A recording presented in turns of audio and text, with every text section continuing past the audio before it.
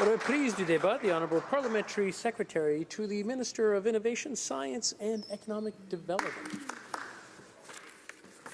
Merci, Monsieur le Président. C'est avec plaisir que je prends la parole aujourd'hui en faveur de la motion numéro 100 qui a été présentée par ma collègue, la députée de Brossard-Saint-Lambert. Je tiens à féliciter mon amie pour le travail difficile qu'elle a fait en lien avec cette motion. J'aimerais souligner, Monsieur le Président, aussi le grand nombre de coopératives dans ma circonscription de la Sarre et Mar-Verdun. Je tiens aussi à prendre quelques instants pour rendre hommage au travail fait précédemment par notre défunt collègue, l'honorable Maurice Bélanger.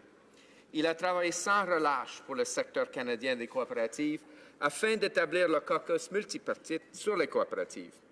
Il espérait que la sensibilisation de tous les partis se traduise un jour par un soutien total aux coopératives canadiennes dans tout le pays. Cette motion vise à faire reconnaître l'influence considérable qu'exerce le secteur canadien des coopératives et à prendre des mesures pour que le secteur continue de prospérer. Je voudrais aujourd'hui aborder non seulement la réussite des coopératives du pays, mais aussi souligner la façon dont ce modèle d'affaires peut nous aider à nous attaquer à certaines priorités importantes du gouvernement. Au Canada, on compte près de 9000 coopératives et mutuelles en activité. Elles ouvrent dans toutes les provinces, tous les territoires, en milieu urbain et ruraux, et dans tous les secteurs de l'économie canadienne. Ces organisations novatrices et souples créent de l'emploi pour quelques 190 000 Canadiens. Monsieur le Président, les coopératives peuvent être divisées en deux groupes. Un premier groupe constitue des coopératives financières.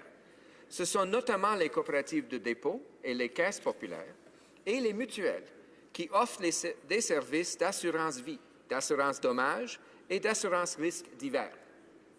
Il existe plus de 650 coopératives de cette nature qui servent plus de 11 millions de Canadiens.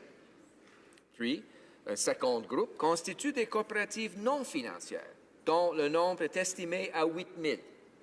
Ce sont des organisations qui ouvrent dans tous les secteurs, de l'agriculture au commerce de détail, en passant par les soins de santé et les services sociaux, ou encore des services professionnels et du secteur de la fabrication aux services haute vitesse à large bande et au secteur de l'énergie propre. Le modèle des coopératives affiche aussi un bilan solide au chapitre des avantages sociaux, économiques et environnementaux procurés aux Canadiens, ce qui montre que ce modèle d'affaires, axé sur l'entrepreneuriat collectif, peut être mis au service de tous. Il s'agit d'un modèle d'affaires inclusif qui permet aux citoyens de toutes les collectivités du pays de s'entraider en vue de répondre à des besoins économiques, sociaux, environnementaux ou culturels communs. Ces coopératives sont, par nature, l'exemple même d'une démocratie qui fonctionne. En outre, comme vous le direz toute personne qui travaille dans le secteur des coopératives, ces organismes font preuve d'une résilience remarquable et montrent souvent une capacité de prospérer même lorsque le climat économique n'est pas favorable. De plus, Monsieur le Président, le ministre de l'Innovation, des Sciences et du Développement économique a dirigé l'élaboration d'un plan pour l'innovation et les compétences du Canada. Nous considérons les coopératives du Canada comme des acteurs importants dans la mise en œuvre de ce plan. Ce plan vise une croissance durable. Le Canada rivalise avec les meilleurs pays dans une course au développement des talents, des technologies et des entreprises. À la base, le plan pour l'innovation et les compétences du Canada vise à faire en sorte que tous les Canadiens aient la possibilité de profiter de la croissance de l'économie.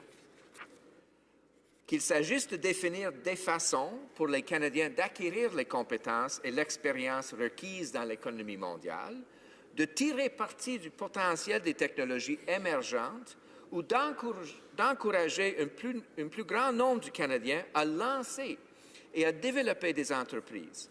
Il existe bon nombre de nouvelles occasions pour les Canadiens, les collectivités, le secteur des coopératives et le gouvernement d'exploiter le potentiel du modèle des coopératives. Monsieur le Président, les coopératives ont des liens évidents avec les grandes priorités du gouvernement, notamment les technologies propres, l'entrepreneuriat des femmes et des jeunes, ainsi que le développement économique des Autochtones. En outre, le modèle, en tant que tel, permet de tirer des enseignements importants quant à la manière d'innover dans l'économie aujourd'hui. En fait, d'après une étude de 2014, les coopératives du Canada font montre du niveau d'innovation lié aux produits, au processus, à l'organisation et au marketing qui est supérieur, Monsieur le Président, à celui des petites et moyennes entreprises traditionnelles. Comme toutes les petites et moyennes entreprises, les coopératives sont essentielles à la création d'emplois au Canada. Étant donné que les coopératives œuvrent dans plusieurs domaines centraux du plan pour l'innovation, il est possible d'établir des mesures pour accélérer le développement économique des coopératives et à la création d'emplois dans des secteurs clés, comme l'entrepreneuriat social, le passage à une économie propre et pauvre en carbone, le développement économique des Autochtones, le soutien aux femmes entrepreneurs et l'entrepreneuriat des jeunes. Grâce à leur réalisation et leur parcours dans le domaine d'innovation, tant au niveau de la collectivité qu'à l'échelle internationale, les coopératives sont bien placées pour jouer un rôle de premier plan dans l'avenir de l'innovation au Canada. Le modèle des coopératives a aussi la capacité d'être un levier important pour promouvoir le développement économique des Autochtones. Cela s'explique par l'importance accordée par les Autochtones à la participation à la communauté, à la prise de décisions consensuelles et en résolution holistique des difficultés communautaires. Il existe près de 120 coopératives autochtones en activité au Canada, dont un large réseau de distribution de commerce de détail dans le Nord qui s'est développé en plusieurs secteurs d'activité. En raison de leur capacité à combiner des objectifs sociaux et économiques, les coopératives sont activement engagées dans l'élaboration de la stratégie d'innovation sociale et de finances sociales dirigée par Emploi et Développement social Canada.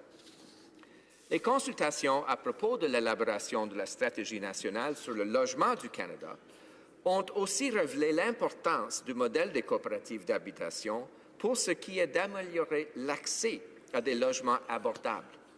Dans le budget de 2017, le gouvernement a annoncé des détails additionnels sur la stratégie nationale inclusive sur le logement qui constituera une feuille de route pour les administrations publiques et les fournisseurs de logements de partout au pays alors qu'ils décideront de la meilleure façon de soutenir le renouvellement du logement dans leur communauté.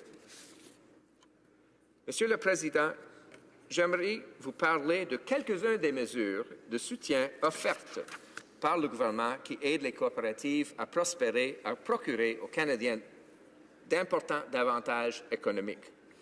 L'objectif des programmes du gouvernement est de faire en sorte que les coopératives jouissent d'un accès équitable au soutien aux entreprises et qu'elles soient en mesure d'apporter leur contribution pour répondre aux besoins des entreprises et des collectivités. Les organismes de développement régional offrent du soutien financier aux coopératives par l'entremise de divers programmes et services destinés au démarrage, à la croissance et à l'expansion des entreprises. Plus de 51 millions de dollars ont été versés à ce titre au cours des 10 dernières années. Monsieur le Président, je vois que je n'ai qu'une seule minute. Donc, en conclusion, Monsieur le Président, j'aimerais remercier ma collègue d'avoir présenté cette motion et ainsi contribué à souligner le rôle important des coopératives dans l'économie du Canada. Le gouvernement soutient vivement la motion M-Sound et nous sommes impatients de collaborer avec les députés pour examiner les façons dont ce modèle d'affaires novateur peut répondre aux priorités des Canadiens. Merci, Monsieur le Président. Dans le